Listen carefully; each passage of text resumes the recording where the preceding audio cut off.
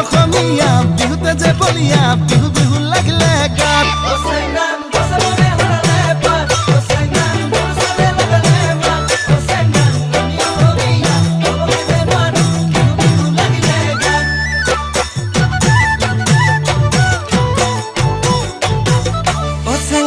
ফুলে ফুলে পখিলাৰ জাত চেংনাং ফুলি দিয়া লগালে মাত চেংনাং নাহৰো ফুলিল অগৰো ফুলিল কপৌ ফুলিল তোৰে খোপাত